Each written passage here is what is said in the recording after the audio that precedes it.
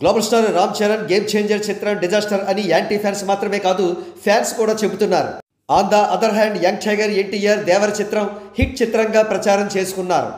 కానీ కలెక్షన్స్ విషయం వచ్చేసరికి ఈ రెండు చిత్రాల ఫుల్ రన్ కలెక్షన్స్ కూడా దాదాపుగా సమానం అని ట్రేడ్ వర్గాలు అంటున్నారు. మరికొంతమంది ట్రేడ్ సోర్సెస్ అయితే గేమ్ చేంజర్ చిత్రం దేవర చిత్రం కలెక్షన్స్ దాటేసిందని కూడా అంటున్నారు. మరికొంతమంది మాత్రం దేవర కంటే గేమ్ చేంజర్కి కాస్త కలెక్షన్స్ తగ్గాయని అంటున్నారు. ఇంతకీ మనం మాట్లాడుకుంటోంది పోస్టర్ కలెక్షన్స్ గురించి కాదు, ఎందుకంటే వాటిని ఎవరు కూడా నమ్మడం లేదు. ట్రేడ్ వర్గాలు చెప్పే ఒరిజినల్ కలెక్షన్స్ గురించి మాత్రమే మనం మాట్లాడుకుంటున్నాం. ఉదాహరణకు హిందీ బెల్ట్నే తీసుకుంటే గేమ్ చేంజర్కు సుమారు 40 కోట్ల రూపాయల నెట్ కలెక్షన్స్ వచ్చాయి. దేవరకు ఒరిజినల్గా 10 కోట్లు కూడా రాలేదంటున్నారు. ఇక తమిళనాడు విషయానికి వస్తే దేవర కంటే 6 రెట్లు ఎక్కువగా గేమ్ చేంజర్కు కలెక్షన్స్ వచ్చాయి. తెలుగు రాష్ట్రాల్లో రెండు చిత్రాలకు కూడా దాదాపు సరిసమాన స్థాయిలో కలెక్షన్స్ వచ్చాయి. కాగా ఓవర్సీస్లో మాత్రం కార్పొరేట్ బుకింగ్స్ ఎఫెక్ట్ వల్ల దేవర అప్పర్ హ్యాండ్ సాధించింది.